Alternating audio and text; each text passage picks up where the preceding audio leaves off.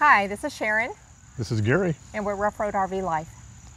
You see Rough Road behind us. Our topic for today is how to live in a small space peacefully and sanely with your significant other and two 55-pound dogs. Now this is after you've done all the battles of consolidation out of your sticks and bricks home, and you're back to talking to one another again, and you've got past all that. And you're on To the this road point, now. Yes. So we have a few topics of this we're going to cover. I think there's 6 or 7. What is the first one? Well, the first one, of course, has to do with primary needs. Bathroom. We had 2 bathrooms. Well, we really had 3, but we used 2 at our sticks and bricks. Well, now we have 1. Yes. And so we needed a system to not get mad at each other because we're not mind readers, and one had to go and the other one didn't know the other one had to go. And this, we're primarily talking about number 1. Yeah, here. without defaulting to trees. Right. So how do we handle that? Well, we have a number system. 1 through 10, graded on urgency. 1, 2, and 3 don't count. If 1, 2, and 3 you can't hold it, then you need to go get a pill or something. So, then we got what, 4, 5, and 6. That's where you're getting a little, okay, it's not running down my leg yet, but we're all right. You know, I can deal with this. 7, 8, and 9. Well, that's starting to get, okay, we got to deal with this. 10, well, you know, you're dancing. You're holding your legs together and acting like a 2-year-old. So. Right, and you wouldn't think that this is a big deal because we're both adults and we should be able to hold it. But what happens is usually this number system comes up while we're walking the dogs. Yeah. In the morning, after we've had water and coffee, and we're anxious to get back to Rough Road because we both have to go. Yeah. And you can't sandbag. You can't call out a different number than it really is. Right. You know. Because you wouldn't want your partner doing that to you. Yes. So now if it's a tie, I have to go to the tree. No. If it's a tie, or put her in an adult diaper or something. If it's a tie, I defer to him because he's older. Yeah. No. But anyway, but we might say, okay, I really have to go. I'm an 8. Well, he might be a 9. Yeah. Or a 7. So it's just a fun way that we have dealt with the 1 bathroom issue. Really, for number 2, not number 2 on this list, but number 2, it's not been all we have to do is look at the other person's face and we're like, you go. The only thing you got to call out is the approximate amount of time you're going to be in there. Right. Is this a stop and drop, or is this a 30-minute read of paper? Right, and I will let him know in the morning. It's like when I go in the bathroom, I'll let him know I'm going to be getting cleaned up and ready for the day. So it's going to take a minute. Do you need to come in? Yep. So maybe just to check in and see if anybody needs a bathroom if you're planning on being in there for a little bit. So that's how we do that one, and it works. It works very well. Yeah. Okay, so we're going to move on to number 2. Not number 2, number 2. Number 2 on the list. Number 2. Go ahead, number 2. Number 2 is, how do you move around in this small space? Now, we have a 33-foot Class A motorhome with 1 slide, so that opens it up quite a bit. We've done some things to make some space, but it's still a small space with 2 grown-up people and 2 55-pound dogs wandering around in here. I think it's 280 square feet, right around that. 280 square feet. So one way to do it is, because if we both head to the bathroom at the same time, we will just kind of collide and stop and look at each other. Or if you're walking out of the bedroom and somebody opens the bathroom door, then you get a door in the face. Right, or if I'm making dinner and I'm opening the cupboard right there and he's in the bathroom. So we bang. If you've ever played chess, you know how you call out your moves. We call out our moves. So I say, Sharon, to food pantry. Or he might say, Gary to bedroom, or Gary to couch or something. Right. So when we're moving, we're not like coming up and looking at each other. Because then you start thinking like, he did that on purpose. Yeah. He saw me getting up and going over there, and he got up the same time I did. Does that. But anyway, most of the time I'm pretty stationary. She's kind of like flitting about, but yeah, and don't ever leave a cabinet door open without telling somebody, or you get a nice Yes. So nod on the head. Here's a good practice, and this is just a little extra tip. Close the cabinet door. Yeah. Even if you're getting the spices out and you're going to put them right back up in 2 minutes, go ahead and close that door, because it is so easy to forget that the door is open. Even if you are the one that did it, you can end up hitting your head, but certainly another innocent person coming along might not even realize that it's open, and bam. Yeah, because when you get older like me, you forget what you did 30 seconds ago, and you'll forget that you opened the cabinet up and hit it. And then you got blood on your head. But anyway, so yeah. That's a little aside, that's a little tip within a tip. But just be patient with each other as you're moving about. Okay, so we're going to move on to point number 3. Number 3, for living in a small space with your significant other and your pets. Your social media needs. Now, sometimes we watch TV, and when we do that, we both watch the TV. But there are other times when she's on her laptop or I'm on my phone listening to our social media, whichever that may be, but we don't listen to the same social media. She listens to hiking videos. I like listening to fishing videos and some music videos, and we don't want to hear each other's stuff. Or we might be listening to different RV videos. Yeah, or she might be working on a video or something like that. So then we bring out the headphones or the earbuds. And I have noise canceling regular muff here headphones, because I don't want to, that way I can block out her voice too, which is most important over anything. And it does. I'll just be carrying on a conversation. I'll look over there and he'll have his headphones and on. I'm just sitting there in actual bliss because and he's watching, he's there smiling and looking at it. Oh, did you say something? Okay. I don't get offended. No. Because. And she likes the earbuds. She doesn't use the full headphones. Right. I'm you know, need something a little bit more portable, and like when I go outside and things like that. And sometimes I'll get up and go to the bedroom and listen to stuff, you know, but I usually use the headphones, and she uses the earbuds unless we're watching something together. And that way we don't have to yell at each other to turn it down. So we can spend time together right there on the couch and each enjoy our own listening, be it music or YouTube or Netflix, whatever it is, whatever we happen to be into at the time. Yeah, so get yourself a set of headphones and earbuds, and tune the other person out, and be happy. Right. There you go. High five for that one. That may seem like a no-brainer, but it took us a minute to figure that one out. Yeah. Instead of always having to turn your volume off when one person's listening, the other person's got their volume off and just looking at pictures. No. Yeah. Get headphones. Yeah. Topic number 4 deals with shoes and clothes, and the fact that you need systems to deal with these. Clean clothes, dirty clothes, and shoes. We have tried a few systems. We'll start with shoes. We've tried a few systems, hanging them on the wall, hanging them on the bed, but when it came down to it, bottom line, we had too many shoes. So even there they went. Even if you didn't want to purge something 2 months ago, after you have to look at it and deal with it and move it around, and 2 months later, you're like, okay, I really don't need that pair of shoes that I never wear anyway. So shoes are gone. We have spots we take our shoes off at. That's where they stay. We kind of have a rule, only one pair of shoes out at a time. Others get put away. And that's how we deal with shoes. And our shoes work out. Our shoe problem is much better now.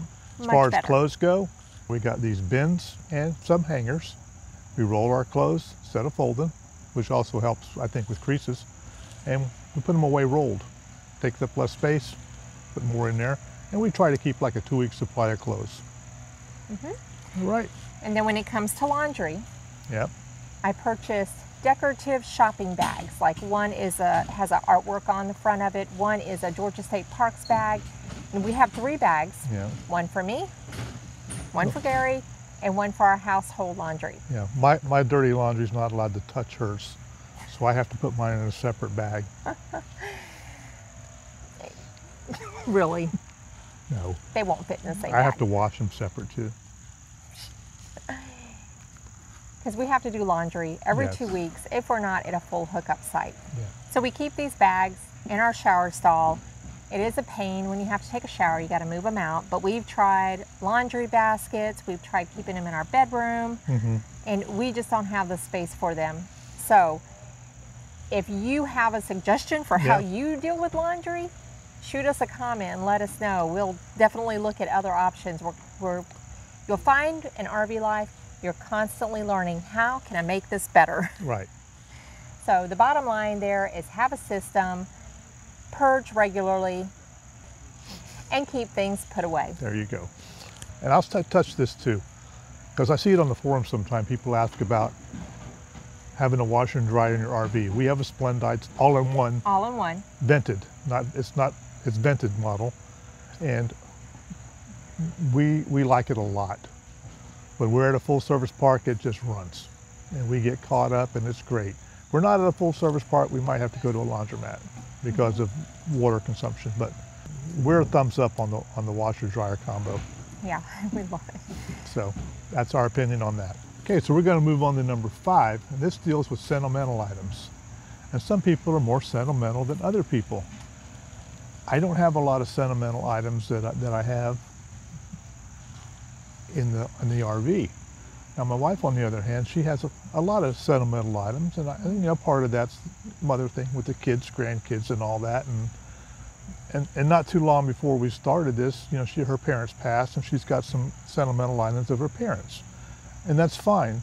You know, you just gotta be respectful. I mean, sentimental items take up space, and space is, you know, premium in motorhomes, but you just got to be conscious of the fact that sentimental items are sentimental for a reason. Just respect your partner's level of sentimentalism. I don't know if that's a word, but I am better than I was, but it was really hard to part with certain things. And I have packed away some treasures in the RV, and I try to use them, make use of them as much as possible. And then other things, just a few things, are packed in inaccessible areas that you can't get to anyway. Right. You all know they're in the RVs. But when you do have them out and around and just there, it's just like extra shoes. It will be staring you in the face so long that you find that your sentimental feelings will decrease over time for some things. Yes. So I've discovered that. So just if you are in the initial stages and you're just overwhelmed with family treasures and things that remind you of your childhood or loved ones who have passed, just know that time will take care of that. Yep.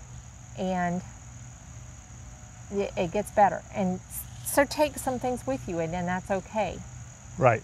That's okay to have them. Have a plan for it. And a year from now, you're probably going to feel different about a lot of things. 2 years from now, you'll feel even more different. Right. So, but then there's some things that you may hold on to forever. Yep. So, I mean, what we found out is, you know, most of our kids and grandkids, they really don't want our stuff. So there's no point on hanging on to items saying, well, when I pass away, my kids are going to want this, because they really don't. We've asked. And in fact, when we were doing our purge of our house, we asked the kids to come over and get stuff that they wanted while we were still living even, you know? No. Yeah. No. So the bottom line is, if it's going to drive you crazy, you know, you need to do something about it. Either get it out of sight in a place that's inaccessible, or use it, find a use for it, but definitely respect the other person while they're going through this. Right. Because it gets better. It does. Right? It's gotten better. It gets better, yep. Okay, moving on. All right, so now we're going to do topic number 6, which is dogs in space. Go ahead. Well, we have two 55-pound Husky Hound mixed dogs that take up a lot of space, And when we purchased Ruff Road, we went in with the eyes of, how are these dogs going to fit? Now, Yes. they were young at the time too, so we didn't know how big they were going to get. But here are some things that we've done over the years to make it more comfortable for us living with our 2 dogs. Right. One thing we did when we first started with them was that we had 2 kennels that every day we would have to stack up and we moved. And then when we got where we were at, we would have to unstack them and put one here and one here, and the dogs would go in them and sleep at night. As they grew older, they kind of outgrew them and they really didn't want to sleep in them anymore. And they were just as happy sleeping on the floor with pillows and a blanket. So we were in Colorado at my daughter's house. We pulled the pens out, gave them to my daughter, and we made space, a lot of space, by getting rid of those pens. We also got rid of our table. Their table that was in the middle of the living room, and it just took up a lot of space, and even though it worked with the dog pens, it was too much. We never used it, and it tended to collect things, so the table went. Yeah, it's one of those telescoping tables, and it just took up a lot of room. So we took it out, and eventually our couch went out. We got a recliners put in there, so everything worked out well there. Right, we're constantly looking, how can we make more space? Right. But another thing that we did to help space is we have a dog food container, which also has a dog bowls in the top. So it's about this high, and our dogs can eat. It holds a whole bag of dog food. A big bag, not a little bag, the big bag. Yeah. And so it's up, out of the way, and we have a place to store our dog food. Another thing we have is a spill-proof water bowl that we picked up at Campers World? No, I think it was Campers World. It was one of our World. first purchases for Ruff Road when we first So started out. you can fill the water bowl up, and even as you're traveling, it won't slosh out on the floor. Now that won't say that if you have messy drinking dogs, they won't get water on the floor, but they like to slurp and slop all over the place. Right, but we have a tip for that too. Yeah. We have put down, we had a dish mat. We put that there, and that absorbs the water, and it's pretty because it's red, but it was too small to use in the kitchen, so we use it with the dog bowl. Pet meds, we buy them a year at a time because we're generally out a year at a time, and we have a spot that we store their pet meds in. Goes back to everything has a place. Right. And just like the dog pens that Luna didn't care less, but Tara loved her pen. Yeah. And when it became when it got nighttime, she would go look at her pen like, hey, are you gonna get that down for me? And so we hung on to them probably a little bit longer, but you get tired of moving things here and there and there and here, that you will eventually say, you know what, I'm not gonna do that anymore. And we love it. We love the openness that we have now. Now our dogs, if we're not walking them, which we do 3 times a day, they're usually up sitting in the seats up front, sleeping. That's where they like to go. Plus they can look out the window. And they're really not in the way during the day because they're either sleeping or they want to be walked. It's either one of the two. Right. Now they do have boundaries. And some of them have more boundaries with one person than with the other person. I'm not going to say which one has less boundaries. Which that might become another tip, because respect your partner, compromise, because we both have 2 very varying parenting philosophies when it comes to our dog babies. I'm more soft-hearted. She's a meanie. I'm like, no couch, no bed.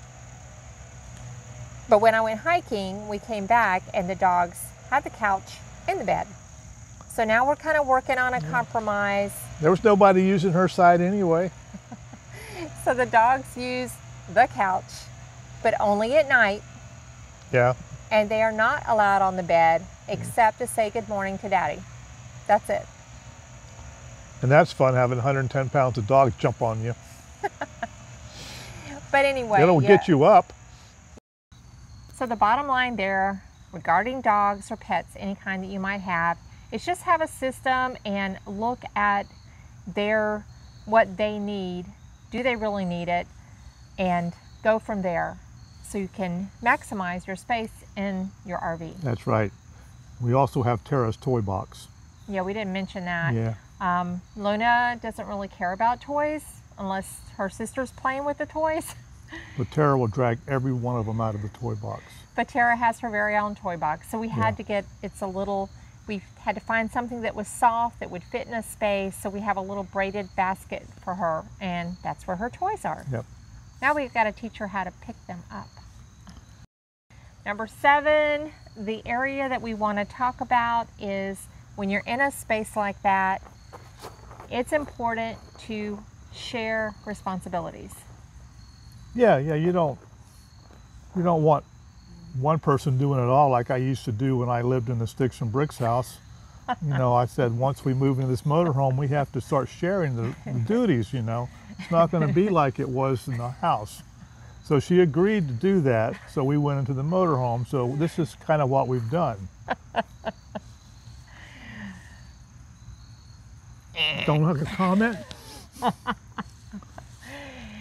Okay, so we have always worked really well, even before RV life, working together, dividing up tasks, and you know, we do have the traditional, I have the inside, he has the outside, but in saying that, the inside person needs to know about the outside, and the outside person needs to know about the inside. That seems to be kind of standard. Every time you see somebody moving, the man's on the outside doing all the stuff, and it seems like the woman's on the inside doing all the stuff. I guess it's just a standard operating procedure. I don't know.